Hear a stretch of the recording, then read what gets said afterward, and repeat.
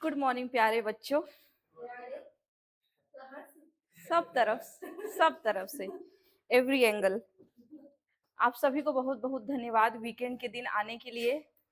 Exam है फिर भी आने के लिए, नहीं तो चाहते तो अब्सेंट कर सकते थे, ठीक है। लेकिन अब मैं हर चीज में पॉजिटिव देख रही हूँ, या हर चीज में नेगेटिव गिना रही है।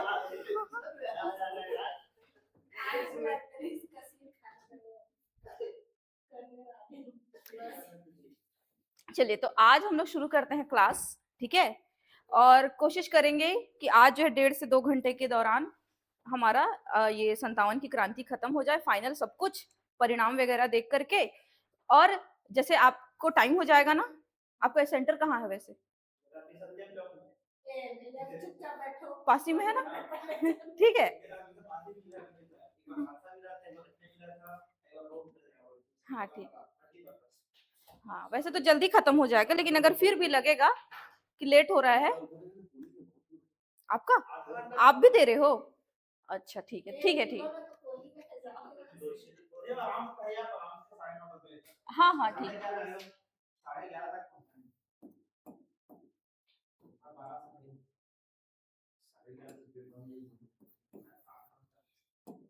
1857 की क्रांति, क्या पढ़ रहे हैं हम लोग? 1857 की क्रांति पढ़ रहे हैं। भूल तो नहीं गए हो ना?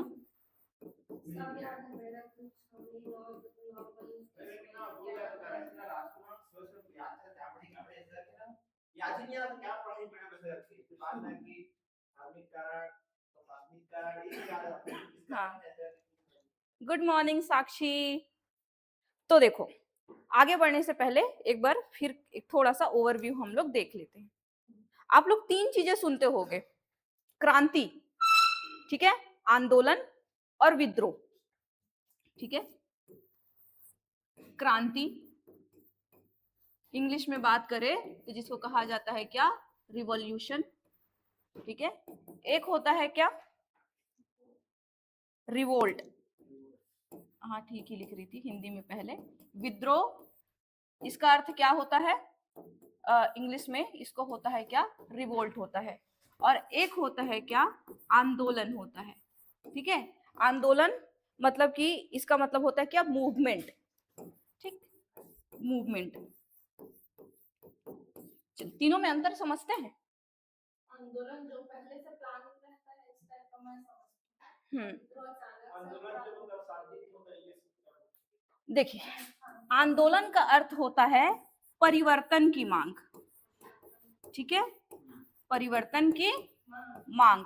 जैसे कि 6वीं शताब्दी ईसा पूर्व में एक आंदोलन हुआ, धार्मिक आंदोलन, है ना। 6वीं शताब्दी ईसा पूर्व में जब भक्ति आंदोलन और सूफी आंदोलन हुए, उसको क्या कहा गया था? आंदोलन कहा गया ना। जब हम पढ़ते हैं भक्ति आंदोलन और सूफी आंदोलन पढ़ते हैं, उसको हम लोग विद्रोह तो नहीं पढ़ते और ना ही उसको क्रांति पढ़ते हैं, उसको क्या पढ़ते हैं हम लोग? आंदोलन पढ़ते हैं। आंदोलन का अर्थ होता है कि जो एक व्यवस्था चली आ रही है उसका क्या करना है? उसमें परिवर्तन की मांग हो रही है। जैसे 6वीं शताब्दी ईसा पूर्व में क्या हो रहा था? समाज में वर्ण व्यवस्था है, ठीक है। तो मांग क्या हुई उस समय? क्या परिवर्तन की मांग हो रही है? वर्ण व्यवस्था, अच्छी बात है। वर्ण व्यवस्था अगर देखा जाए वैदिक समय में जब आया था, उसका अर्थ बुरा नहीं होता है, लेकिन वर्ण व्यवस्था जन्म के आधार पर ना होकर के कैसे होना चाहिए? कर्म के आधार पर होना चाहिए। तो उसी परिवर्तन की मांग हो रही थी। तो जब परिवर्तन की मांग होती है तो उसको क्या कहा जाता है? उसको आंदोलन कहा जाता है, ठीक है। दूसरा है क्रांति। क्रांति का अर्थ क्या होता है? क्रांति का अर्थ होता है जो स्थापित एग्जिस्टिंग जो व्यवस्था है उसको हटा करके एक नई व्यवस्था लेकर के आना। तो यहाँ पर मांग होती है क्या? नई व्यवस्था, नई व्यवस्था की मांग, मतलब कि देखो इसमें परिवर्तन की मांग हो रही है, इसमें समाप्त करने की बात नहीं हो रही है, ठीक है। लेकिन क्रांति में क्या होता है, क्रांति में कहा जाता है कि पूरी तरीके से व्यवस्था ही चेंज कर दो। फॉर एग्जाम्पल फ्रांस की क्रांति, ठीक है, फ्रांस की क्रांति 1789 फ्रांस की क्रांति, क्या कहा गया, मोनार्की, राजशाही। फ्रांस में क्या चल रहा था, मोनार्की सिस्टम, राजशाही सिस्टम चल रहा था, और उस राजशाही सिस्टम को हटा करके वहां पे पार्लियामेंट की स्थापना हो गई फ्रांस में। तो एक एग्जिस्टिंग जो राज्य व्यवस्था चली आ रही थी मोनार्की, उसको खत्म करके क्या लाया गया वहां पे, पार्लियामेंट, लोकतंत्र लाया गया। तो क्रांति का अर्थ होता है कि एक नई व्यवस्था की स्थापना, जो पुरानी व्यवस्था है उसको पूरी तरीके से क्या कर दिया जाए, खत्म कर दिया जाए। तो ये होता है क्या, क्रांति होता है। और उसके बाद आता है क्या, विद्रोह, जिसको आप रिवोल्ट या अपराइजिंग के नाम से भी जानते हो। रिवोल्ट का अर्थ होता है कि विभिन्न प्रकार की जो क्या व्यवस्थाएं चल रही हैं, विभिन्न प्रकार की जो नीतियां चल रही हैं, उसके असंतोष की वजह से क्या हो रहा है, विद्रोह हो रहा है। आप कुछ ऐसे योजनाएं लेकर के आ रहे हो, आप कुछ ऐसी पॉलिसीज, कूटनीति, कुछ ऐसी नीतियां अपना रहे हो जो इंसानों को पसंद नहीं आ रही है, जिनके ऊपर आप शासन कर रहे हो, और वो असंतोष है, ठीक है, और उनको अच्छा नहीं लग रहा है, ये चीज डिससेटिस्फाई है। तो डिससेटिस्फैक्शन की वजह से क्या होता है, एक विद्रोह उत्पन्न होता है, उसको क्या कहा जाता है, विद्रोह कहा जाता है, ठीक है। तो यहां पे लिखिएगा, दोषपूर्ण नीतियों के, दोषपूर्ण दोषपूर्ण नीतियों के विरोध में प्रदर्शन। आप कुछ ऐसी नीतियां लेकर के आए हो जिससे क्या हो रहा है, वो दोषपूर्ण है, जो लोगों को पसंद नहीं आ रही है, तो उससे क्या हो रहा है, विद्रोह हो रहा है। ये अंतर होता है। बेसिकली सब एक ही जैसा समझते हैं तीनों को, लेकिन बहुत बड़ा अंतर होता है इन तीनों में, ठीक है। तो हम क्या पढ़ रहे हैं, हम जो पढ़ रहे हैं वो एक क्या था, वो एक विद्रोह था।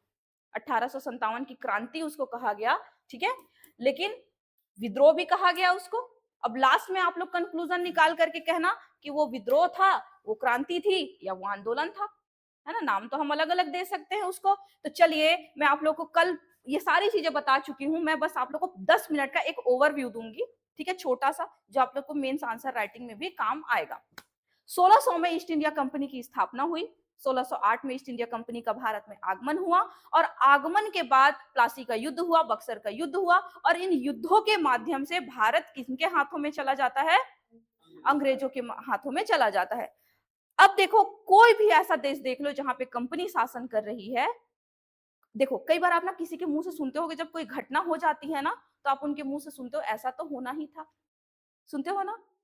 कई बार आप अपने आसपास कई लोग को ऐसा बोलते सुने होंगे कि अगर कुछ हुआ, मान लो कहीं पे एक्सीडेंट हो गया, मान लो आपके गली मोहल्ले में कोई लड़का रहता रहा होगा, वो ना डेली बहुत तेज बाइक चलाता रहा होगा, और अचानक से एक दिन गिर जाए या उसका एक्सीडेंट करके सुनोगे, तो क्या कहोगे, ऐसा तो होना ही था, ऐसा होना ही था, कहोगे ना ऐसा, क्योंकि आपने उसके लक्षण देख रखे हैं कि वो कितना बदमाश है, किस तरीके से वो बाइक चलाता है, हीरोगिरी मारता है। हाँ, बहुत शराब पीता है, बहुत शराब पीता है, किसी को आप जानते हो, अचानक से पता चला कि उसकी लीवर खराब हो गई, तो क्या कहोगे, ऐसा तो होना ही था। जिस दिन से अंग्रेजों ने भारत पर कदम रखा था, उस दिन से इतिहासकारों का यह मानना है कि ऐसा एक दिन तो होना ही था, मतलब 1857 की क्रांति होनी ही थी। क्यों, क्योंकि कंपनी का शासन है। जहां कंपनी का शासन होता है, वहां पर ऐसे ही हालात बन करके नजर आते हैं। आज भारत को देख लो, आज भारत को देख लो, डेटा सस्ता है, आटा महंगा है कि नहीं। यहां भारत में डेटा सस्ता है, इंटरनेट, लेकिन आटा क्या है, महंगा है। शासन किसका चल रहा है, कंपनियों का। हाँ, सही है कि नहीं। तो कंपनी प्रशासन संभालेगी, तो होगा क्या, यही होगा, उसके खिलाफ क्या होंगे, विद्रोह होंगे। कल मैं आप लोगों को बताई थी कि शायद ही ऐसा कोई तबका था समाज में, ठीक है, उस समय भारतीय समाज में शायद ही ऐसा कोई तबका था जो अंग्रेजों से क्या नहीं है, अंग्रेजों से परेशान नहीं है। तो हम कारणों के बारे में देख रहे थे कि 1857 की जो क्रांति हुई, उसके कारण क्या थे। तो सबसे पहले देखो क्या, आर्थिक शोषण। सबसे पहले जो कारण है उसमें आप बता सकते हो क्या, आप ऐसे ही लिखना जब आप लोग को मेंस लिखना होगा तो, ठीक है। तो पहला अगर कारण आप लोगों को बताना है तो क्या है वो, आर्थिक शोषण। ठीक है, आर्थिक शोषण के तहत कौन कौन शोषित नहीं हो रहा है? किसान शोषित हो रहा है। उससे क्या लिया जा रहा है? एक्सेसिव टैक्स, है ना। एक्सेसिव उससे क्या लिया जा रहा है? बहुत ज्यादा मात्रा में क्या लिया जा रहा है? उससे भू राजस्व लिया जा रहा है। ठीक है, तो कौन परेशान है? किसान भी परेशान है। शिल्पकार, इनका भी क्या हो रहा है? शिल्पकारों का भी बहुत ज्यादा शोषण हो रहा है। क्यों मिदनापुर के शिल्पकारों ने अपना अंगूठा कटवा लिया, अपनी उंगलियां कटवा ली? क्यों? है ना, क्यों? शिल्पकार भी परेशान है। ठीक है, किसान परेशान है, शिल्पकार परेशान है, जमींदार परेशान है। जमींदार परेशान है क्यों? 1784 में क्या? सनसेट क्लॉज, सूर्यास्त का नियम। ठीक है, बोला गया है 7 दिसंबर 2025 को आपको क्या करना है? आकर के भू राजस्व पे करना है। ठीक है, शाम को सूर्यास्त से पहले आपको क्या करना है?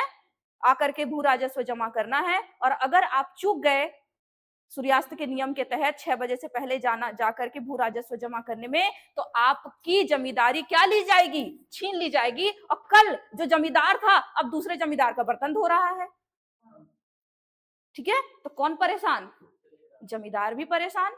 ठीक है, जमींदार परेशान है, नवाब शासक क्या है? ये भी परेशान है, ये भी परेशान है। कुशासन के आधार पर, कुशासन के आधार पर क्या किया गया? आधार पर अवध का विलय कर लिया गया। ठीक है, अवध का विलय कर लिया गया। कब? 1756, 1800। ठीक है, 1856 में। ये भी 1800 होगा, नहीं नहीं, हाँ ठीक है ठीक है ठीक है ठीक है ठीक है।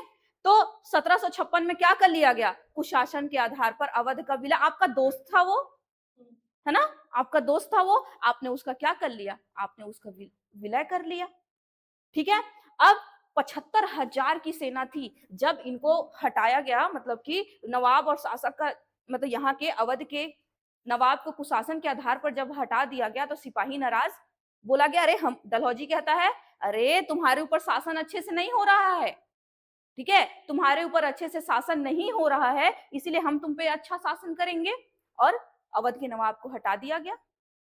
और अवध के नवाब को हटाने के बाद शासन प्रशासन किसके हाथों में आ गया? ब्रिटिश लोगों के हाथों में आ गया। भू राजस्व बढ़ा दिए। ऐसा शासन होता है।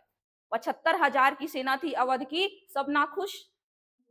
ठीक है, तो शायद ही ऐसा कोई तबका रहा होगा जिसका क्या नहीं हो रहा है? आर्थिक शोषण। और इस संसार में, इस धरती में सबसे बड़ी सजा अगर किसी को देनी है तो उसका क्या करो? आप उसका आर्थिक शोषण करो, क्योंकि इससे बड़ा शोषण कुछ नहीं है। ठीक है, अब इंसान किसी का शासन तब बर्दाश्त करता है जब उसे कम से कम खाने के लाले ना पड़े। हिटलर क्या करता था पता है? हिटलर ना राजदरबार अपने, उसने क्या कहते हैं, अपने कैबिन के अंदर, जहाँ पे और उसके मिनिस्टर लोग और उसके सहायक लोग बैठे रहते थे, मुर्गी लेकर के आता था एक। उसका पूरा पंख नोचता था उन सबके सामने, पूरा पंख उसका नोच देता था और छोड़ देता था उसको वैसे ही, और उसके सामने दाना डाल देता था। वो मुर्गी दाना चुगती थी। ठीक है, मतलब किसी को इतना शोषित कर रहे हो तो ठीक है, लेकिन इतना छोड़ दो कि कम से कम वो क्या रहे? जिंदा रहे। शोषण करो।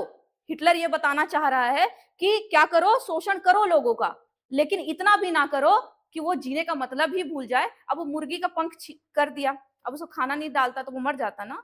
ठीक है, मर जाती, लेकिन खाना डाल दिया तो वो जिंदा रहेगी। लेकिन यहाँ पे भारत में अंग्रेज, उनकी धन लोलुपता इतनी ज्यादा है। टैक्स, भू राजस्व एनी हाउ देना है, एनी कंडीशन देना है। अकाल पड़ गया कोई मतलब नहीं, सूखा पड़ गया कोई मतलब नहीं। मद्रास में जब अकाल पड़ा, ठीक है, तो टैक्स वसूल करने के लिए एक अंग्रेजी अधिकारी गया, तो जा करके आकर के बताता है कि साहब वहां मालिक, वहां पे तो कुछ भी नहीं है, घास के अलावा कुछ भी नहीं है, पूरा कोई अनाज वनाज नहीं उग पाया है, बस घास उग पाया है। तो कहते हैं, अरे घास से ज्यादा अच्छी कोई चीज हो सकती है क्या? सबको काट के ले आओ, हमारी गायें खाएंगी, हम अच्छा से दूध पिएंगे। ये थे अंग्रेज, जो घास तक को नहीं छोड़ रहे हैं। ठीक है, तो ये है अंग्रेज, मतलब आर्थिक शोषण पूरी तरीके से। ठीक है, ये उनका क्या है? आर्थिक शोषण है। ठीक, अब चलिए, तो पहला कारण हमने देखा क्या? आर्थिक शोषण। चलिए नेक्स्ट चलते हैं, विदेशीपन। विदेशीपन दूसरा कारण है क्या? विदेशीपन। आप लोग क्लियर है ना मैं क्या समझा रही हूं? 1857 की क्रांति का स्वरूप क्या, रीजन, कारण थे, वो समझा रही हूँ। अब विदेशीपन, आप लोग कई कट्टर हिंदू लोगों से ऐसा कहते हुए सुने होंगे कि मुगलों ने हमें लूटा, सुनते ही होंगे। आम आदमी नहीं बोलेगा तो राजनीतिज्ञ तो बोले ही होंगे, किसी ना किसी, कभी कभी किसी हेट स्पीच में आप ये बात सुने ही होंगे, है ना, डिबेट वगैरह में और हेट स्पीच में आप सुने होंगे मुगलों ने लूटा। तो मुगलों ने धन इकट्ठा किया था तब तो लूटा गया। अच्छा चलो, एक सवाल का जवाब दो, जो ऐसा कहते हैं उनसे एक सवाल पूछना कि मुगलों ने हमें लूटा, तो अंग्रेजों ने किसको लूटा फिर, है ना, अंग्रेजों ने किसको लूटा, जवाब दे पाएंगे? लूटने का अर्थ, विदेशीपन का अर्थ तो समझ ही नहीं पाए ये कहने वाले कि विदेशीपन का अर्थ क्या होता है।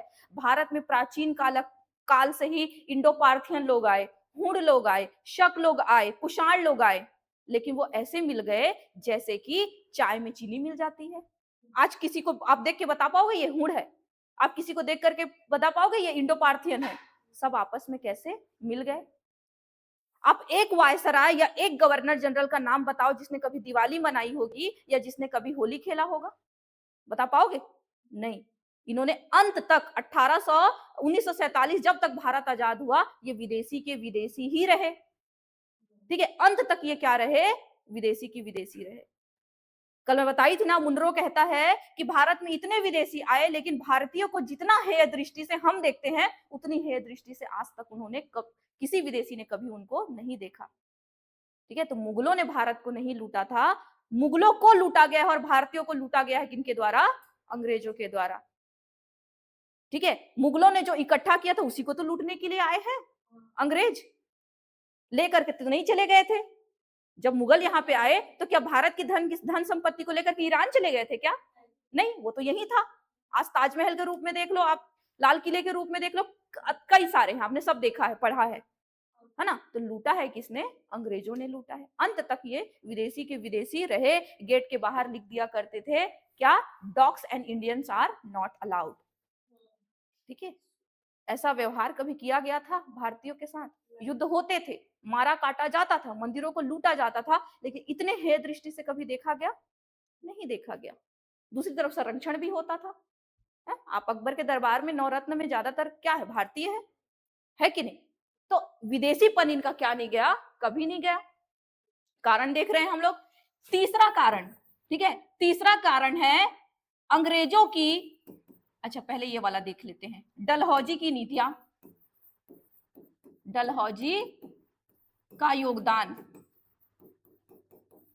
डलहौजी का योगदान। डलहौजी को अगर ये कहा जाता है कि 1857 की क्रांति में यदि सबसे ज्यादा अगर किसी का रोल था तो वो डलहौजी है, तो इसमें किसी भी प्रकार की कोई अतिरंजना नहीं है, ये बात बिल्कुल सत्य है। ठीक है, ये देखो 1848 में भारत आया और 1856 में यहां से गया। ठीक है, और अगले साल 1857 में उसके जाने के साल भर भी कंप्लीट नहीं हुआ था, भारत में क्या शुरू हो गई, क्रांति, रिवॉल्ट जो है वो शुरू हो गई। ठीक है, तो क्या नीतियां थी आप जानते हो क्या, व्यपगत का सिद्धांत, हर राज्य को आप मिलाए जा रहे हो, झांसी को, उदयपुर को, बघाट को, जैतपुर को, संभलपुर को, बिना रीजन का। ठीक है, आपने उन भारतीयों से जो सदियों से बच्चा गोद लेते हुए आ रहे थे, आपने उनका आंतरिक मामला छीन लिया, उनसे गोद लेने का अधिकार छीन लिया। कुछ नहीं मिला तो अवध को कुशासन के आधार पर आपने, राजाओं को इस बात का डर हो गया कि वो दिन ज्यादा दूर नहीं है जब किसी न किसी बहाने से हमें भी क्या कर लिया गया जाएगा, अपने राज्य में मिला लिया जाएगा। ठीक है, तो किसका योगदान, डलहौजी का योगदान। ठीक, उसके बाद देखेंगे धार्मिक स्वतंत्रता पर आघात, या फिर आप धार्मिक कारण भी लिख सकते हो। ठीक है, धार्मिक कारण भी लिख सकते हो।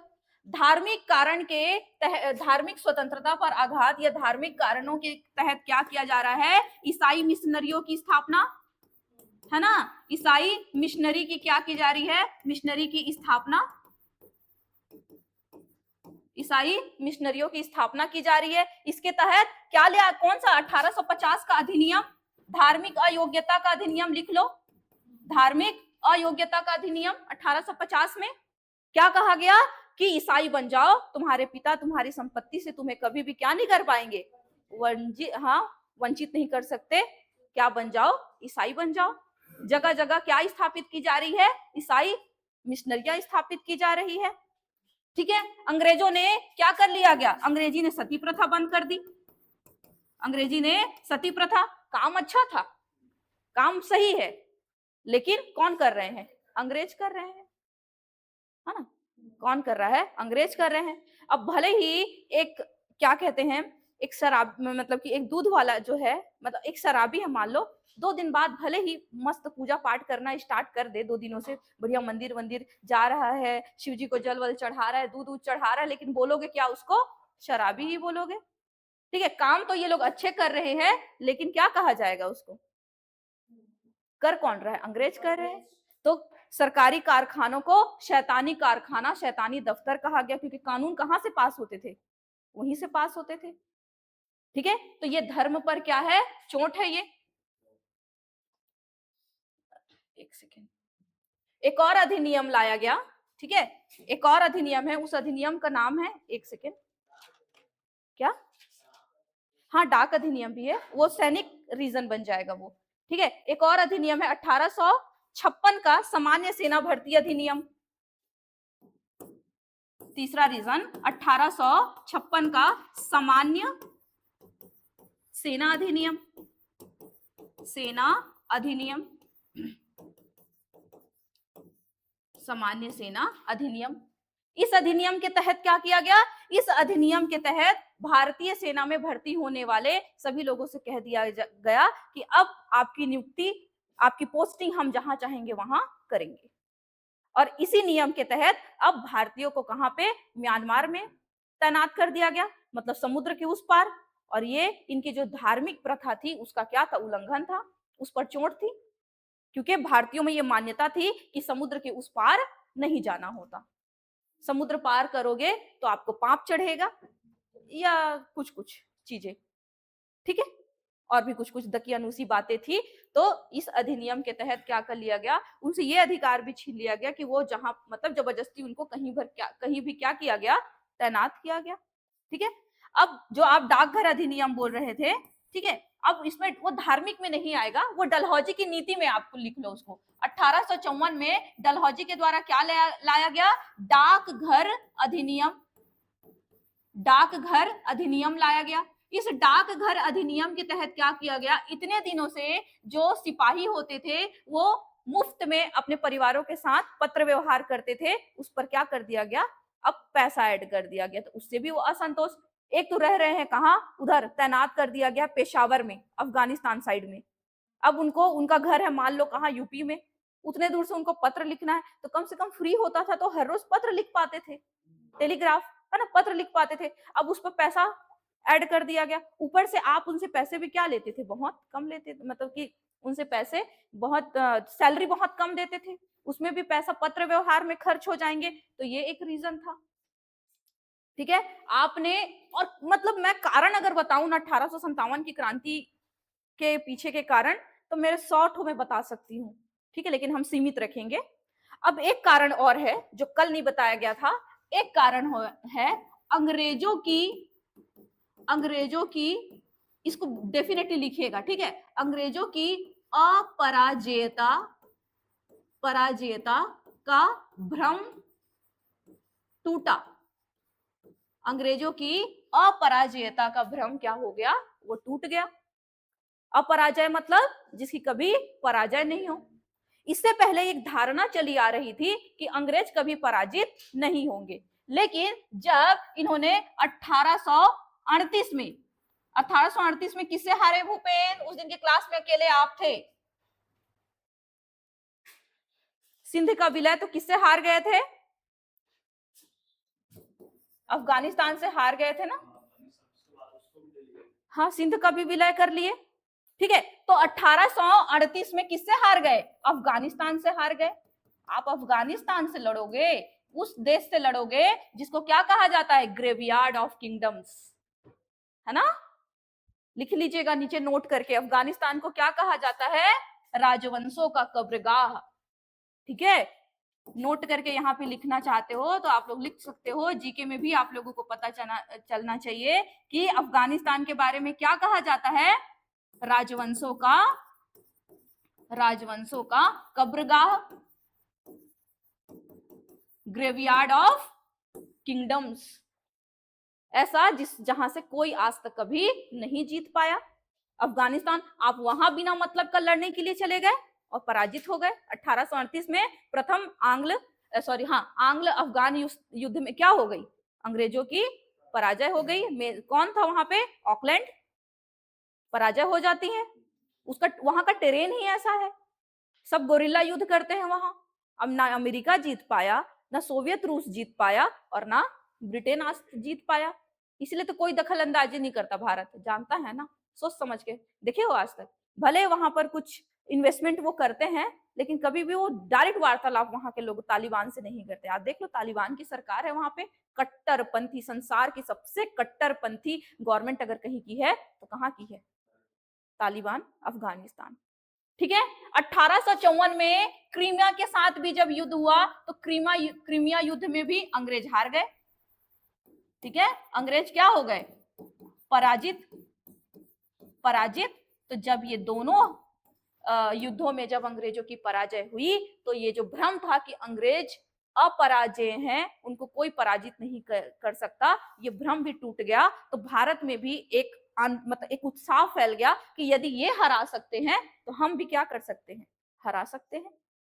ठीक है, तो ये भी एक रीजन बन जाता है क्या, 1857 की क्रांति के शुरू होने के बाद का।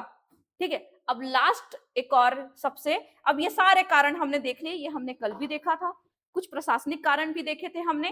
प्रशासनिक कारण में मैं ऐसे ही बता देती हूँ। प्रशासनिक कारण में हमने क्या देखा था कि अंग्रेजों के आने के बाद भारत में सिपाही, अगर आप सैनिक पद पर हो तो ज्यादा से ज्यादा सूबेदार, जिसकी सैलरी 60 से 70 रुपए प्रति माह होती थी, और असैनिक पद पर हो तो ज्यादा से ज्यादा आपको सदर अमीन के पद तक आप प्रमोट होकर के जा सकते हो। ठीक है, जिसकी सैलरी 500 रुपए पर मंथ होती थी। इसके अलावा कोई लायक भारतीय लोगों को समझते नहीं थे, लकड़हारा और कहार बना करके रखते थे। ऊपर से उनके लिए अजीब अजीब शब्दों का इस्तेमाल करना, काला कहना, सुअर कहना, मतलब मत पूछो। ठीक है, ये सारी चीजें हो रही थी। तो अब लास्ट कारण है जो कि आपका क्या है, तात्कालिक कारण है ना, तात्कालिक कारण, रिसेंट है ना। तात्कालिक कारण मतलब समझ गए ना, वो कौन सा कारण था जो चिंगारी का काम किया। ये तो सारे बारूद थे, जो बारूद इकट्ठा हो रहा था। ठीक है, जो तात्कालिक कारण था उसने चिंगारी का काम किया, चर्बी वाले कारतूस। मंगल पांडे को जब पता चला कि चर्बी वाले कारतूस का इस्तेमाल किया जा रहा है, तो उन्होंने 29 मार्च 1857 को क्या किया, अपने एक एडजुटेंट की क्या कर दी, आक्रमण करके उसकी हत्या कर दी। 29 है मेरे बुक में, 29।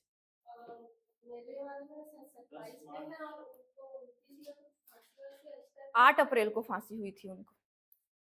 ठीक है, कंफर्म कीजिएगा, एक बार गूगल भी कर लीजिएगा। मैं गूगल नहीं की हूँ, मेरे बुक में जो बीएल ग्रोवर में जो है ना, उसके अनुसार 29 मार्च है। ठीक है, चलिए, तो इसमें चिंगारी का काम किया किसने, चर्बी वाले कारतूस ने, इसने क्या कहते हैं, चिंगारी का काम किया। तो चलिए अब यहां से अब हम लोग आगे बढ़ते हैं 1857 की क्रांति, और इस प्रकार कैसे ये आगे बढ़ती है। ठीक है, तो 1857 के 8 अप्रैल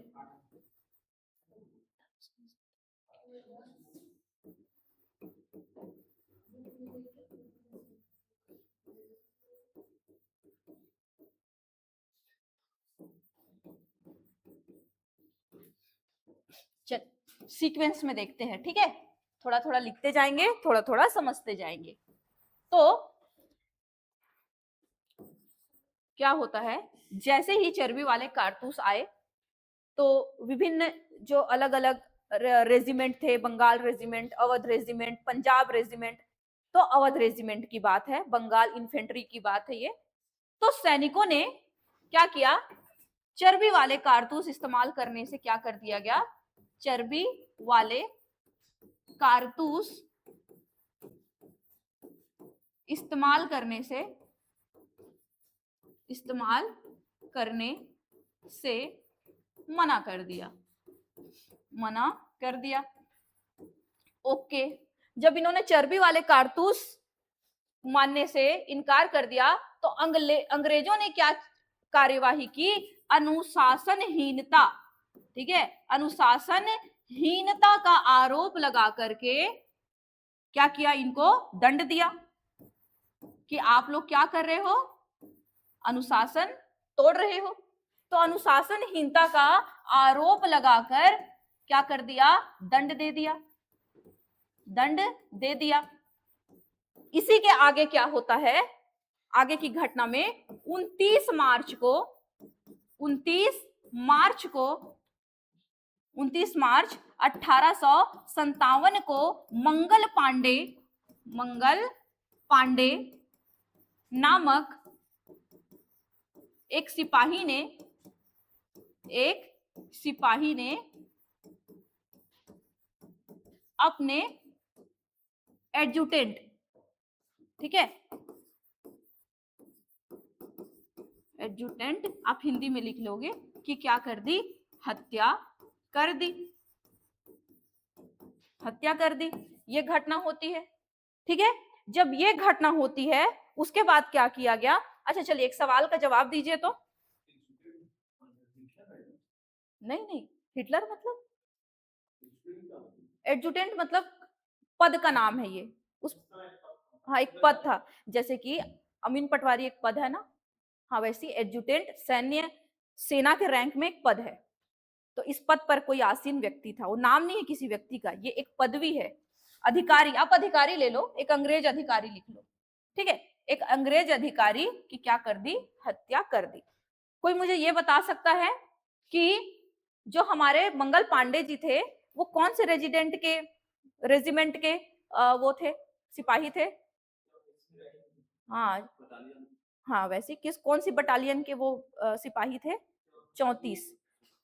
वो मैं यहाँ पे लिख लेती हूँ, ठीक है, नोट लिख लीजिए, नोट में लिख लीजिए। मंगल पांडे पूछा गया प्रश्न है ना, मंगल पांडे 34वीं बंगाल, ठीक है, बंगाल इन्फेंट्री, हाँ इनका क्या है, एक सेकंड, नेटिव इन्फेंट्री, ठीक है, बंगाल नेटिव इन्फेंट्री के सिपाही थे। ये प्रश्न पूछता है ना कि मंगल पांडे कौन से रेजिमेंट के क्या थे? सिपाही थे, ठीक, समझ आया? अब ये जो 29 मार्च 1857 में मंगल पांडे नामक एक सिपाही ने अपने एडजुटेंट, अपने एक अंग्रेजी अधिकारी की हत्या कर दी, ये कहाँ पे हो रही है? ये बैरकपुर छावनी में हो रही है, ठीक है, बैरकपुर छावनी में ये हो रही है। अब इस घटना के बाद मंगल पांडे को 8 अप्रैल को क्या कर दिया गया? 8 अप्रैल को फांसी की सजा दे दी गई, फांसी की सजा दे दी गई, ठीक है, फांसी की सजा इनको दे दी गई। इतनी घटना हो गई। इस घटना के बाद क्या होता है? इस 34वीं बंगाल नेटिव इन्फेंट्री को क्या कर दिया गया? खत्म कर दिया गया, ठीक है। तो 34वीं एनआई को क्या कर दिया गया? खत्म कर दिया गया, खत्म कर दिया गया, खत्म कर दिया गया। उसके बाद क्या होता है? क्योंकि ये जो बंगाल जो है इसी का एक और भाग कौन सा है? आपका मेरठपुर है। इसी इन्फेंट्री का भाग कौन सा है? मेरठ है। तो मेरठ में 84 क्या कहते हैं, 84 सिपाहियों ने क्या कर दिया? बगावत कर दी, विद्रोह कर दिया कि हम क्या नहीं करेंगे, इस कारतूस का इस्तेमाल जो है, चर्बी वाले कारतूस का इस्तेमाल नहीं करेंगे। तो उनके खिलाफ सैन्य न्यायालय ने दंड सुनाया और उनको जेल में डाल दिया, ठीक है। तो 34 सिपाहियों द्वारा विद्रोह करने पर सैन्य न्यायालय ने उन्हें दंड स्वरूप कैद में कर लिया। ठीक है, कर लिया। तो अब उसके कैद में डाल दिया या कैद में कर लिया। उसके बाद क्या हुआ, तब जाकर के मेरठ के सिपाहियों ने अपने सैनिकों, अब देखो इतना, अब केस ये बढ़ते जा रहा है ना, ये सारी चीजें होते होते मई पहुंच चुका है समय। ठीक है, फटाफट हर चीजें नहीं होती ना, थोड़े से समय लगता है। तब क्या हुआ, मेरठ के सिपाहियों ने सामूहिक रूप से बगावत कर दी, किसके खिलाफ, अंग्रेजों के खिलाफ। ठीक है, तो अब जब उनके साथियों को, अब 84 लोगों ने जब विरोध किया तो उनको क्या कर दिया गया, उनको भी जेल में डाल दिया गया। तब बाकी के जो सिपाही थे उन्होंने संगठन बनाया और संगठित होकर के उन्होंने पूरी तरीके से बायकॉट कर दिया, किसका, अंग्रेजों का करना, बायकॉट करना इन्होंने शुरू किया। ठीक है, तो 10 मई 1857 को मेरठ के सभी सिपाहियों ने सामूहिक रूप से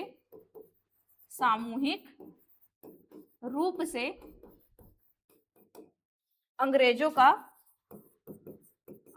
का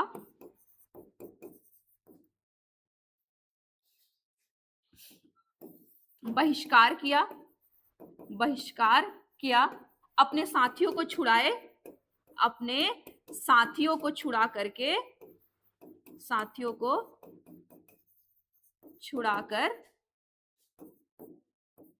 दिल्ली के लिए रवाना हो गए। दिल्ली के लिए रवाना हुए। समझ आया इतना, क्या क्या घटनाएं हो रही है। तो ये लोग, ठीक है, 10 मई को क्या हो जाते हैं, खुला विद्रोह कर दिए, अपने अधिकारियों पर गोली चलाई, अपने साथियों को छुड़ाया। ठीक है, और इनको साथ में लेकर के ये दिल्ली के लिए रात को ही रवाना हो गए। ठीक है, इन समय यहाँ का जो प्रभारी था, मेरठ का जो प्रभारी था वो था जनरल हेविट।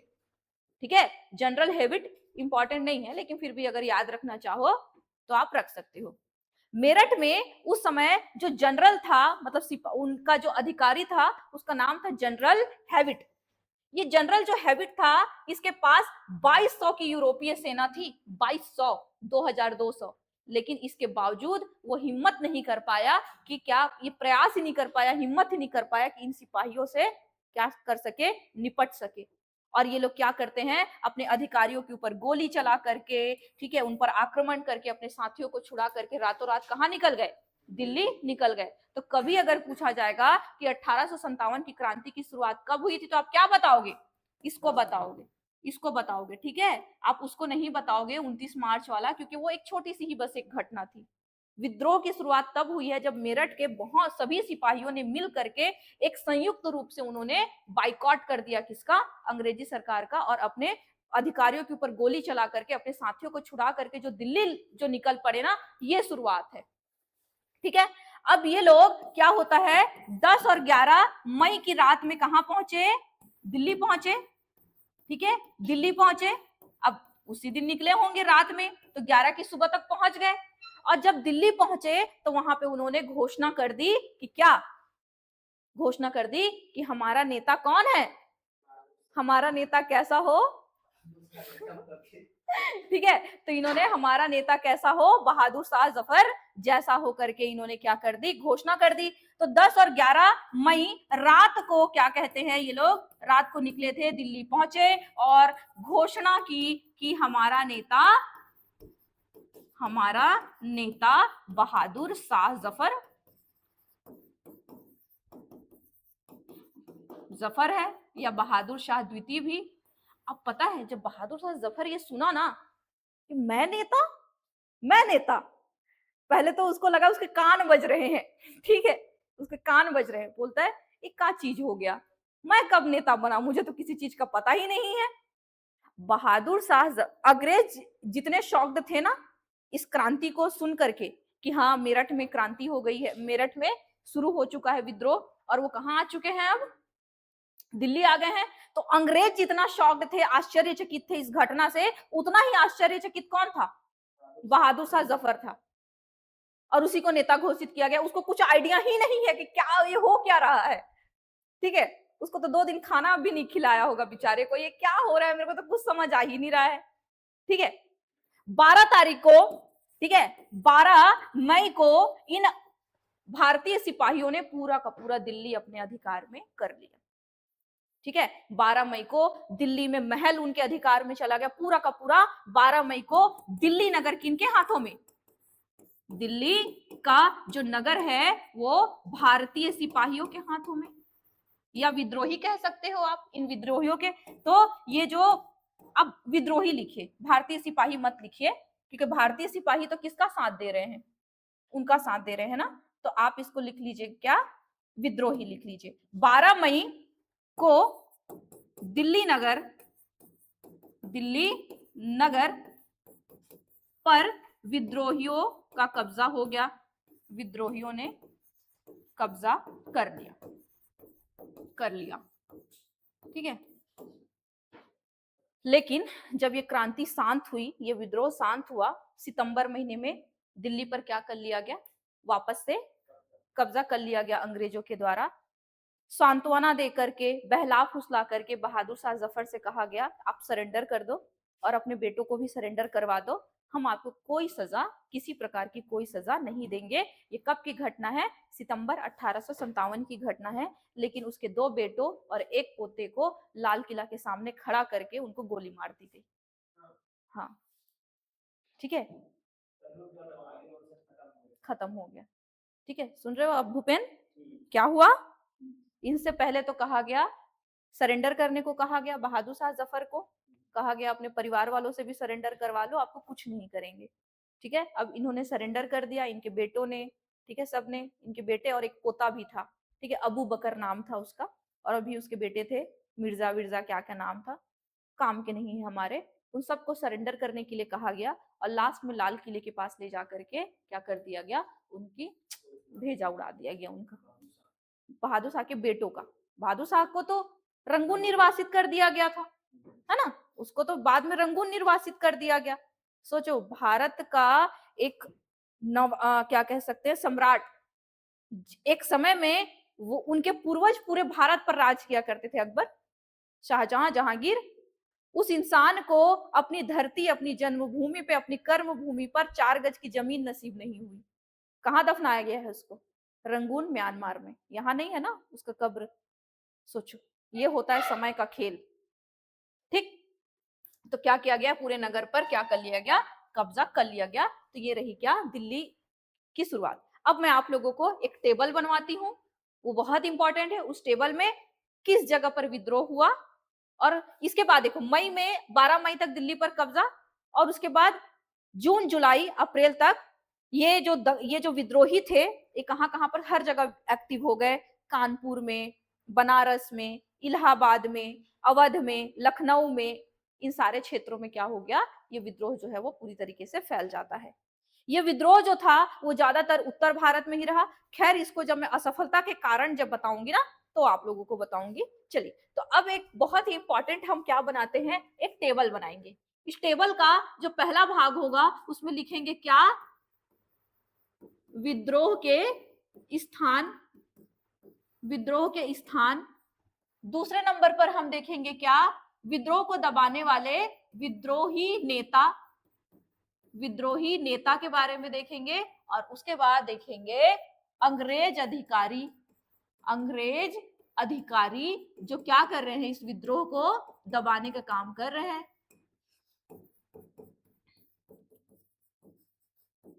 विद्रोह का दमन कर रहे थे, विद्रोह का दमन कर रहे थे, ठीक है। तो चलिए ये टेबल बनाइए, बहुत इंपॉर्टेंट है। सबसे पहले कहा, दिल्ली, दिल्ली में विद्रोही नेता कौन है, बहादुर शाह जफर, बहादुर शाह जफर, ठीक है। और इसको दबाया किसके द्वारा जा रहा है, निकोलसन, ठीक है, किसके द्वारा, John Nicholson, John Nicholson, Nicholson, Nicholson. दूसरा है आपका लखनऊ। लखनऊ में कौन? लखनऊ में है बेगम हजरत महल। बेगम हजरत महल, बेगम हजरत महल। और इस विद्रोह को दबाया जा रहा है किसके द्वारा? हेनरी लॉरेंस के द्वारा। हेनरी लॉरेंस, ये पूछता है ना लॉरेंस, हम इसको याद करने की कोशिश करेंगे। ठीक है, नेक्स्ट है लखनऊ के बाद है आपका कानपुर। कानपुर में है कौन? नाना साहेब। ठीक है, कानपुर में है कौन? नाना साहेब। इनकी पेंशन बंद करवा दी गई थी, इसीलिए ये भी नाराज चल रहे थे। ठीक है, और यहां पर विद्रोह को दबाया जा रहा है sir Colin Campbell. Sir Colin Campbell के द्वारा। सर कॉलिन कैंपबेल के द्वारा। तीसरा हो गया ना। उसके बाद चौथा स्थान है झांसी और ग्वालियर। झांसी और ग्वालियर। कौन है झांसी और ग्वालियर में?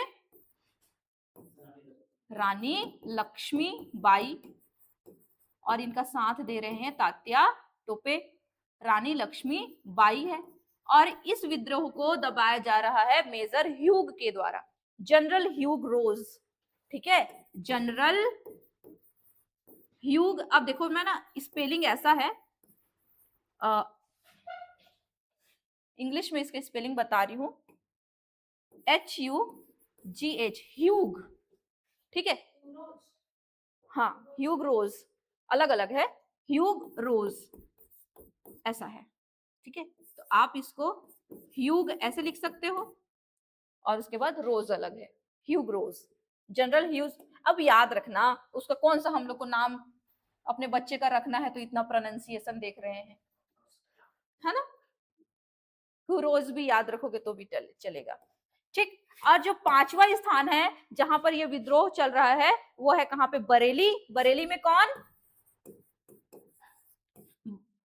बरेली में है बहादुर खान। बहादुर खान, खान बहादुर खान, खान बहादुर खान, ये विद्रोह कर रहे हैं। और यहाँ जो अंग्रेजी अधिकारी है वो कौन है?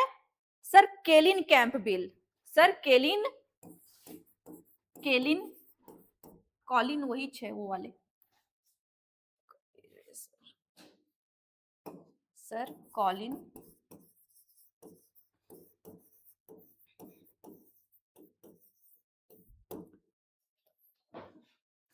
अब नेक्स्ट है क्या?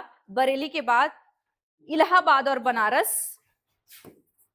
इलाहाबाद और बनारस, यहां पर है लियाकत अली खान।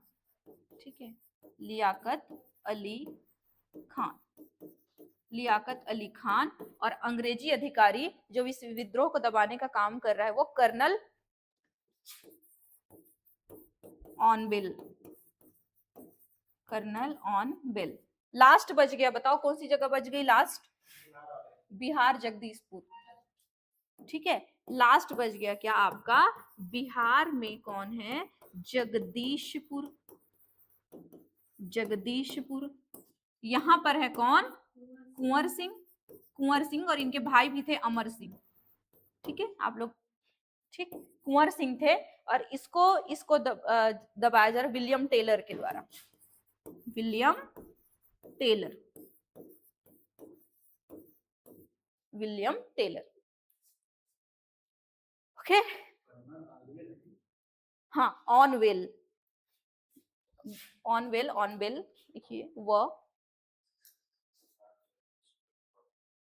ऑनवेल है, ऑनसेल है, चलो देख लेना हम, ऑनवेल वैसे ही है जैसे लिख लीजिए। इतने सारे लोग क्या कर रहे हैं? इस विद्रोह के नेता हैं। ठीक,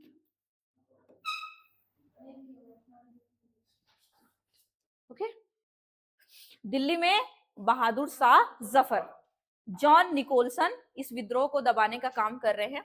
अच्छा, मैं आप लोगों से ये बताऊं कि वो कौन कौन से अंग्रेजी अधिकारी थे जो इस विद्रोह को दबाते दबाते वीरगति को प्राप्त हो गए थे, ये प्रश्न पूछा जाता है, तो बता पाएंगे? नहीं नहीं, अंग्रेज अधिकारी। हाँ, अंग्रेज अधिकारी जो वीरगति को प्राप्त हो गए थे।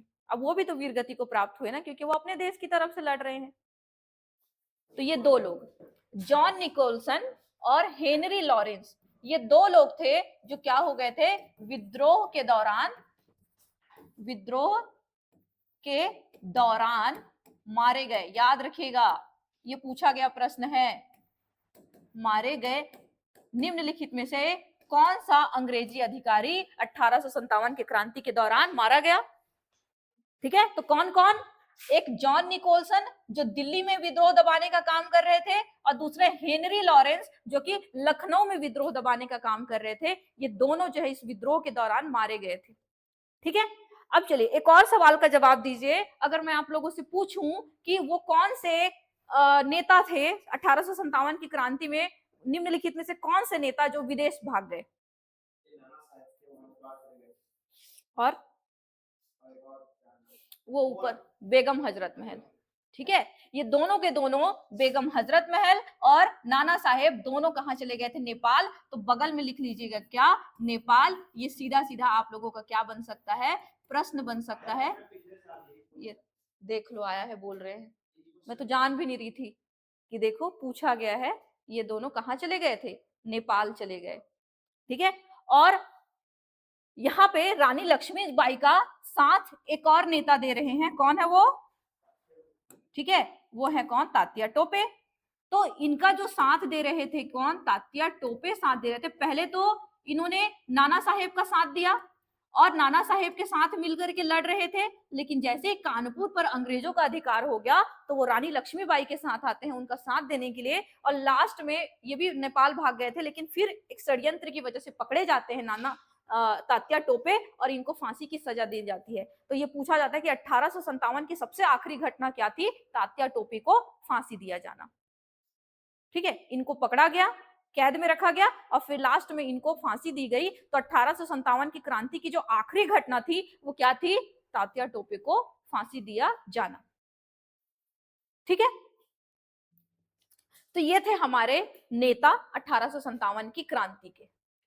इन क्रांतियों में जो नेता थे इनमें हमें डिस्कस करना है फिलहाल अभी किसके बारे में? रानी लक्ष्मीबाई के बारे में। चलिए हम थोड़ा सा रानी लक्ष्मीबाई के बारे में डिस्कस करते हैं।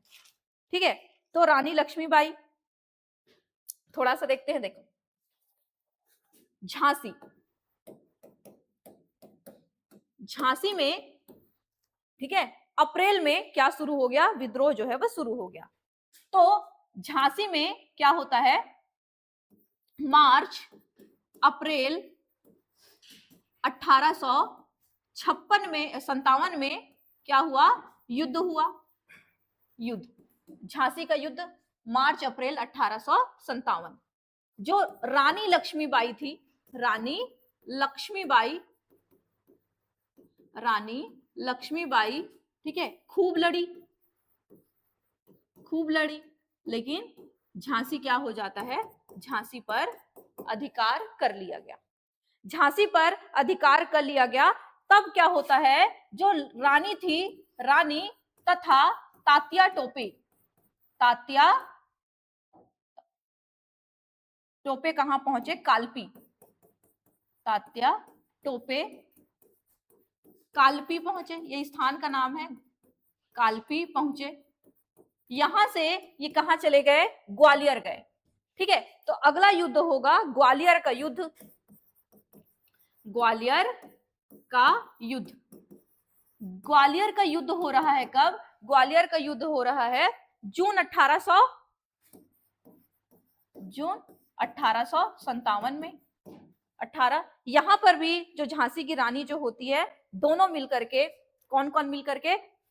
रानी लक्ष्मीबाई और तात्या टोपे मिलकर के ग्वालियर के युद्ध में क्या कर रहे हैं? अंग्रेजों से क्या रहे हैं? टकरा रहे हैं। लेकिन 18 जून 1857, 18 जून 1857 को जो रानी लक्ष्मीबाई है, रानी लक्ष्मीबाई क्या हो जाती है? वीर गति को प्राप्त कर लेती है। और अंग्रेजी अधिकारी कौन है? जनरल ह्यूज रोज। ठीक है, ह्यूज रोज या ह्यूरोज आपको याद रखना जरूरी है।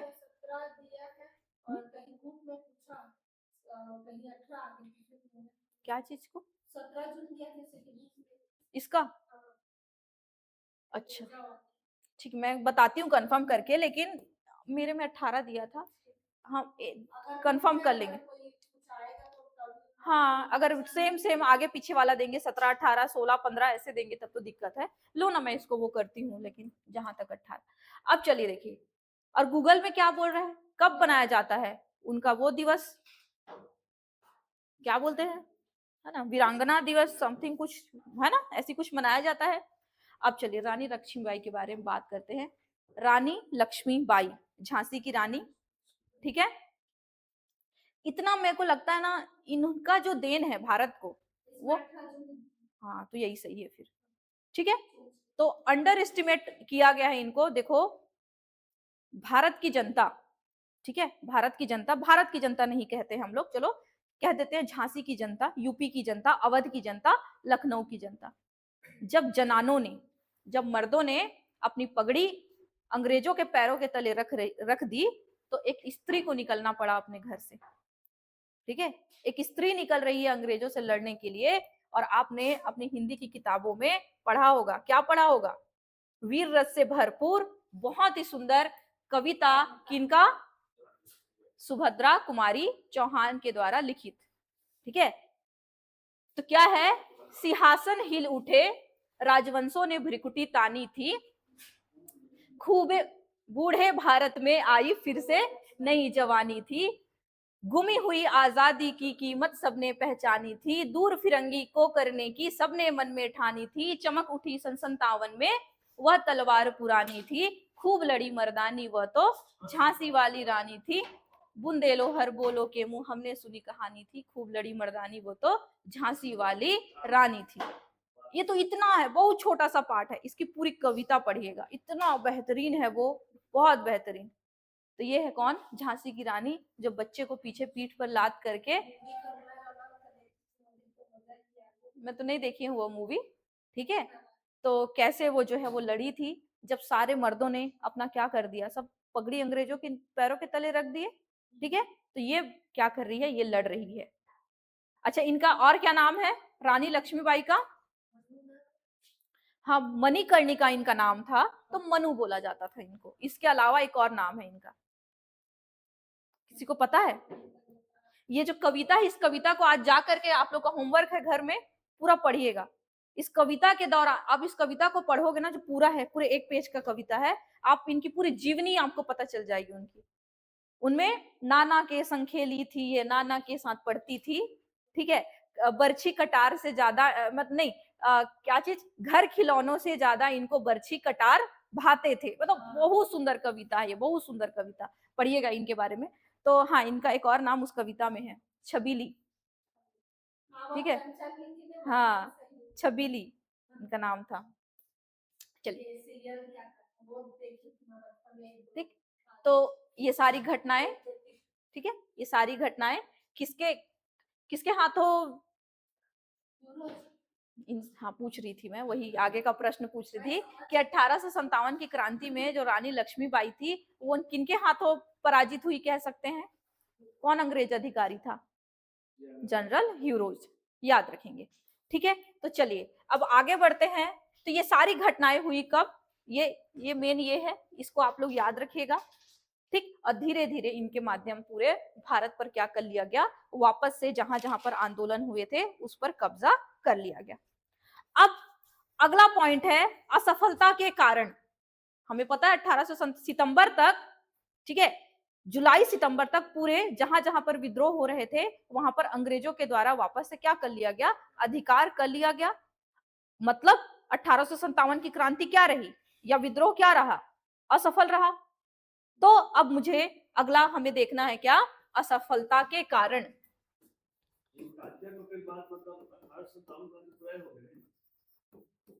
तात्या टोपे तो बहुत बाद में पकड़े गए, 57 की क्रांति पहले ही खत्म हो गई थी। कहने का अर्थ ये है कि जब वो पकड़े गए तब 99% विद्रोह पूरी तरीके से दबा दिए गए थे। जब वो पकड़े गए, उनको कैद में डाला गया, फिर उनको फांसी की सजा दे दी गई। इसलिए यह माना जाता है कि 1857 की आखिरी घटना कौन सी थी? तात्या टोपे को सजा देना। समझ गए? क्रांति तो पहले भी दबाया जा चुका था, ठीक है, पहले ही दब चुका था क्रांति, लेकिन वो भाग गए थे नेपाल, तात्या टोपे। लेकिन एक साथी की मदद करने के षड्यंत्र में अंग्रेजों का साथ देने की वजह से तात्या टोपे पकड़े जाते हैं, उनको कैद में रख दिया गया और उनको क्या दे दी गई? उनको फांसी की सजा दे दी गई। वो 58 में हुआ था। वो थोड़े सारा विद्रोह भारत में दब चुका था, उसके बाद वो पकड़े गए थे। तो जब उनको फांसी की सजा दी गई, उसी को ऐसा माना जाता है कि 1857 की क्रांति की वो क्या थी? आखिरी घटना थी। ठीक है, अब देखो 1857 की क्रांति के असफलता का कारण, क्रांति के असफलता का कारण ये मुझे बताने की तो शायद जरूरत नहीं है। आप लोगों को 9:30 बजे छोड़ना है, इसीलिए मैं एक काम करती हूँ, ज्यादा टाइम बचा नहीं है तो समझा देती हूँ। लिखने का काम क्या कर लेंगे? हम कल कर लेंगे, क्योंकि असफलता के कारण तो आज समझा या लिखा दूंगी, लेकिन इसके बाद का जो परिणाम क्या रहा उसके लिए हमें कल का ही वेट करना पड़ेगा, है ना। 10 बजे तक नहीं रखने के लिए बोल रहे हैं भूपेन, नहीं तो आज ही खत्म हो जाता। तो देखिए, अगर हम इनके असफलता के कारण, चलिए कम से कम आप लोग 3 जन हो, एक एक कारण मुझे बताओ।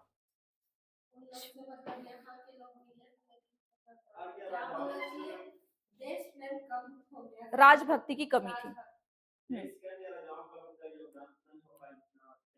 हाँ, जनता का योगदान नहीं था। चलिए 2 रीजन आप भूपेन, एक रीजन आप बताओ कि असफलता के कारण क्या थे। बिल्कुल आप कह सकते हो कि आर्थिक तौर पर भारतीय क्या थे? कमजोर थे, सक्षम नहीं थे। तो चलिए, अगर हम 1857 की असफलता के कारण देखें ना, बहुत सारी असफलताएं हैं, बहुत सारी असफलताएं।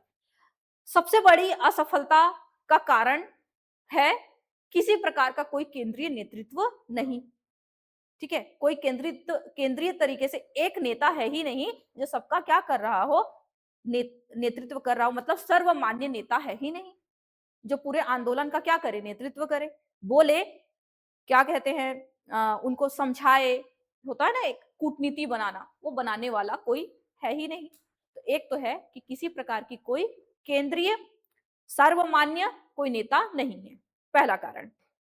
दूसरा कारण है, जो भारत के शासक वर्ग थे ज्यादातर, वो अंग्रेजों के प्रति क्या बने रहे? राजभक्त बने रहे। सिंधिया, होलकर, राजपूत, ठीक है, वो कहाँ रहे? किनके साथ में रहे? अंग्रेजों के। इन्होंने आंदोलन में भाग लिया ही नहीं।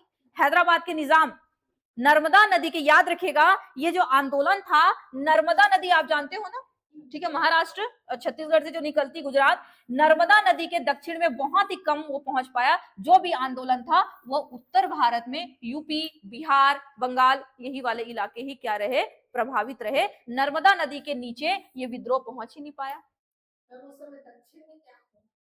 कुछ नहीं हो रहा था, बल्कि मदद कर रहे थे। मद्रास से सेना ऊपर की तरफ जा रही थी मदद के लिए। हैदराबाद का निजाम अपना सेना भेज रहा था, मद्रास का जो प्रेसिडेंसी है वो अपनी सेना भेज रहे हैं।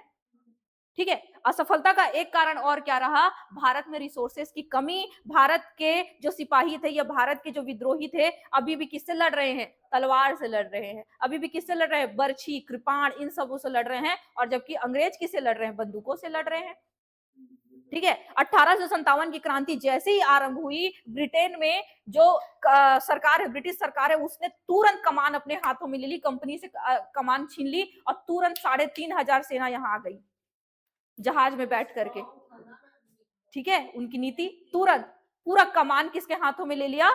सरकार ने अपने, कंपनी थी ना, यहाँ पे कंपनी का शासन था, तो कंपनी से शासन अपने हाथों में ले लिया गवर्नमेंट ने, ब्रिटिश गवर्नमेंट ने, और तुरंत जहाज भर करके यहाँ पे खाना, पैसा और जहाज, मतलब कि क्या, सिपाही भेज दिए गए।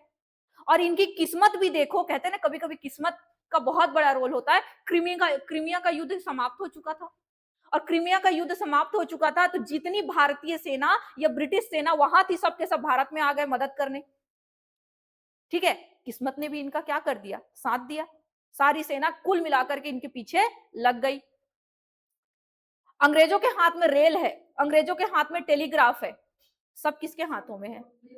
उनके हाथों में। और भारतीयों के पास संचार का कोई साधन ही नहीं है। ठीक है, तो ये रीजन है क्या? एक चीज ये रीजन है क्या, 1857 की क्रांति में भारतीय क्या रहे? असफल रहे। आपस में कोई कूटनीति ही नहीं है। कहीं पे आंदोलन 29 मार्च को ही स्टार्ट हुआ, तो कहीं पे आंदोलन कहां पे शुरू हो रहा है? 10 मई को शुरू हो रहा है। दिल्ली में 12 मई तक नगर पर कंट्रोल कर लिया गया, लेकिन झांसी में आंदोलन अप्रैल में शुरू हो रहा है। ठीक है, तो इस प्रकार से क्या हो रहे थे, आंदोलन जो है अलग अलग जगह पे अलग अलग शुरू हो रहे थे। कोई केंद्रीय, कोई कूटनीति, कोई कुछ था ही नहीं, ना आपस में संपर्क करने का किसी प्रकार का कोई साधन था। ठीक है, ऊपर से सबसे बड़ी विडंबना तो ये देखो, भारत के शासक वर्ग पूरी तरीके से राजभक्त बने रहे, किसी ने मदद करना नहीं चाहा। ना तो हैदराबाद के निजाम ने कोई मदद करी, ना तो सिंधिया, ना तो होलकर। ठीक है, ये सब ऐसे बैठे हुए हैं। ठीक, अब गुप्त तरीके से कुछ किए होंगे तो नहीं पता, लेकिन ऐसे तो सामने नहीं आए थे। हाँ, ठीक है, ये सारी चीजें ऐसे ये रीजंस बने थे। यहाँ पे विद्रोही जो थे वो भूखे भूखे मर रहे थे, और वहां पे अंग्रेज मस्त दबा के खा रहे थे, क्योंकि उनकी आर्थिक स्थिति स्थायी है, अच्छी है। उनको खाने पीने की किसी प्रकार की कोई क्या नहीं है, कमी नहीं है। तो 1857 की क्रांति की असफलता के पीछे एक रीजन नहीं है, कई सारे रीजन है। तो असफलता के पीछे जो रीजंस थे उसको क्या करेंगे, मैं कल आप लोगों को लिखाऊंगी। तो ये तो हो गए, कल हम सीक्वेंस में अच्छे से जो जो रीजन है, जहां आप लोग मेंस में लिख पाओ वैसे मैं पॉइंट वाइज कल आप लोग को लिखवाऊंगी। फिर उसके बाद 1857 की क्रांति के बाद का परिणाम क्या रहा? 8 मिनट है मेरे पास। ठीक है, परिणाम क्या रहा? हाँ हाँ हाँ, 1857 की क्रांति क्या रही? असफल रही। उसके बाद ब्रिटिश ईस्ट इंडिया कंपनी की कमान भारत में समाप्त कर दी गई। ईस्ट इंडिया कंपनी से उसका अधिकार छीन लिया गया, और कंपनी की जगह पर भारत में कौन आ गई? सीधा सीधा डायरेक्ट कंट्रोल हो गया किसका? ताज का, ब्रिटिश ताज का, ब्रिटिश गवर्नमेंट का। इस बात को आप समझ पा रहे हो भूपेन? हाँ, नया कानून लाया गया, भारतीय अधिनियम हाँ वही वाला। हाँ, परिणाम में वही लिखोगे। पूछेगा 1857 के बाद का परिणाम क्या रहा, तो आप लिखोगे ताज का शासन, कंपनी का शासन समाप्त हुआ और ताज का शासन शुरू हुआ। एक नया एक्ट लाया गया, भारत शासन अधिनियम 1858, एक नया अधिनियम लाया गया। उस अधिनियम के तहत क्या किया गया? Board of control, board of director को समाप्त कर दिया गया, और उसकी जगह पर एक नया परिषद की स्थापना हुई। वो क्या था? सेक्रेटरी जनरल ऑफ इंडिया, और भारत सचिव नाम से एक नए अधिकारी को बिठा दिया गया भारत पर कंट्रोल करने के लिए। ठीक है, आगे क्या किया गया? भारत का जो गवर्नर जनरल था उसको बदल करके भारत का वायसराय बना दिया गया। लॉर्ड कैनिंग पहला भारत का वायसराय बना। अब वो सीधा सीधा किसका प्रतिनिधि हो गया? ब्रिटिश क्राउन का प्रतिनिधि हो गया। कहने का अर्थ यह है कि अब भारत में जो कुछ भी होगा वो किसके नाम पर होगा? ब्रिटिश ताज के नाम पर होगा, रानी विक्टोरिया के नाम पर होगा। और रानी विक्टोरिया का नेतृत्व भारत में कौन कर रहा है? वायसराय कर रहा है। एक परिवर्तन ये हुआ। ठीक है, ये उस परिणाम रहा। दूसरा परिणाम क्या होता है यहाँ पर? दूसरा परिणाम ये रहा कि सैन्य बदलाव किए गए, सैन्य नीति में बदलाव किए गए। भारतीयों का अनुपात सेना में कम कर दिया गया, और अंग्रेजों का अनुपात सेना में बढ़ा दिया गया, यूरोपीय का। क्योंकि देखो उस समय क्या हुआ था, अगर एक अंग्रेज है तो उसके अनुपात में 20 क्या होते थे? भारतीय होते थे। इसीलिए ये लोग हावी पड़ गए किस पर? यूरोपियों पर हावी पड़ गए। तो इसका एक और परिणाम ये रहा कि इनकी संख्या को घटाकर क्या कर दिया गया? कम कर दिया गया। मतलब कम भारतीय रहेंगे सेना में और ज्यादा कौन रहेंगे? यूरोपीय रहेंगे। ये सारे पॉइंट्स पूछता है कि 1857 के परिणाम स्वरूप अंग्रेजों की नीतियों में निम्नलिखित में से क्या क्या शामिल था। ठीक है, तो आपको उसमें टिक करना पड़ेगा। जब आप लोग को मैं पीवाई क्यू करवाऊंगी ना, तब आप लोग को पूरा क्लियर होगा। ठीक है, पूरा परिदृश्य। 1857 की क्रांति के परिणाम स्वरूप एक चीज और यहां पर हुआ, अंग्रेजों भारतीयों से तोप खाने का प्रभार छीन लिया गया। क्योंकि अगर इनको तोप खाने का प्रभारी बना देंगे तो क्या होगा? यही लोग तोप चलाने लग जाएंगे ना। तो उनसे क्या कर लिया गया? तोप का प्रभाव छीन लिया गया। तीसरा क्या किया गया 1857 की क्रांति के बाद?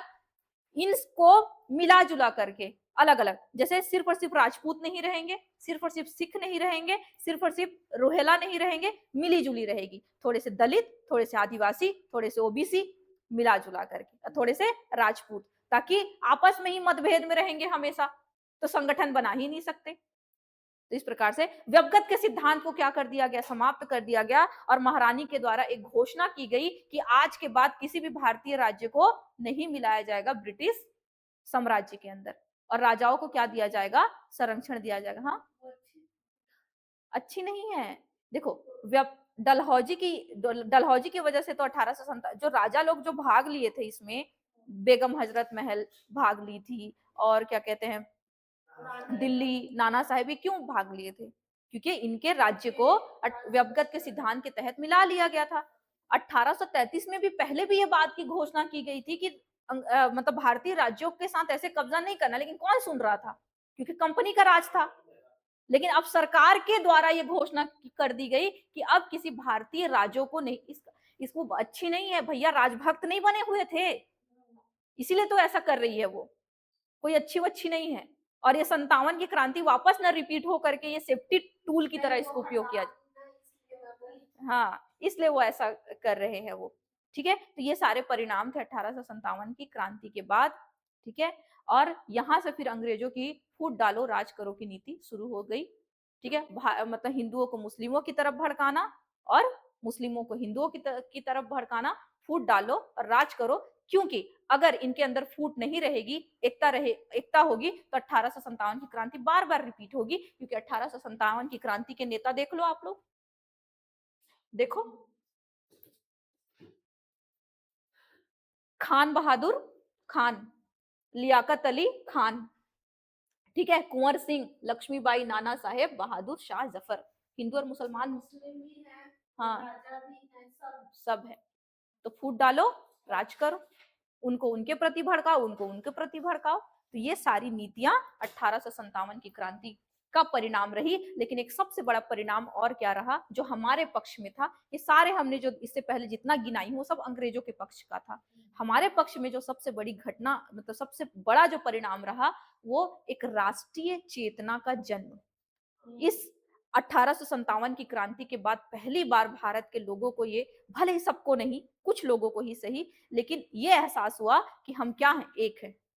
और भारत, सिर्फ भारत एक भौगोलिक परिदृश्य नहीं है, बस ऐसे ऐसे ऐसे करके भारत नहीं है, इसका एक नाम है क्या, भारत। और यहाँ के सारे लोग एक हैं। ये भावना जो थी स्वदेश स्वराज, ये भावना जो है 1857 की क्रांति के बाद ही जन्म होती है। इससे पहले लोगों को ये समझ में नहीं था, जब सब मिलकर के लड़े। ठीक है, 1857 की क्रांति में रानी लक्ष्मीबाई ये नहीं कहती है कि मैं अपना राष्ट्र किसी को नहीं दूंगी, वो कहती है मैं अपना झांसी किसी को नहीं दूंगी।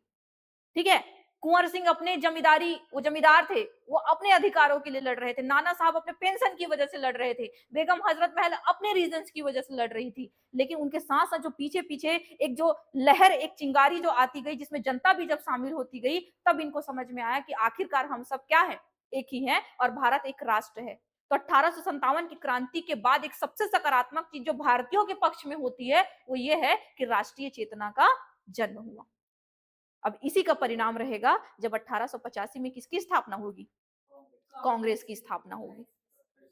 ठीक है, और कांग्रेस की स्थापना, और आगे क्या होगा, अब भारतीय राष्ट्रीय आंदोलन के 3 चरण हम देखेंगे, उदारवादी, उग्रवादी, गांधीवादी चरण।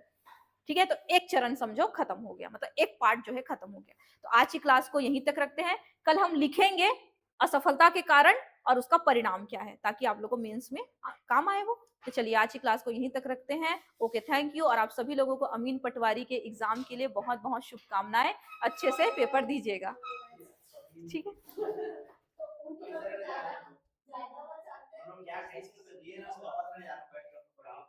हाँ बिल्कुल सही, साक्षी नेतृत्व का अभाव था, ठोस निश्चित उद्देश्य का अभाव था। सही, साक्षी आपको श्वेता बुला रही है, आपसे एक बार मिलना चाहती है।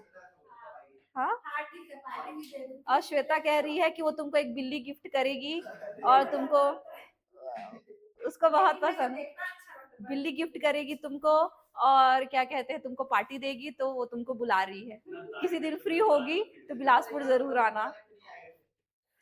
ठीक है, चलिए आज की क्लास को यहीं पे एंड करते हैं।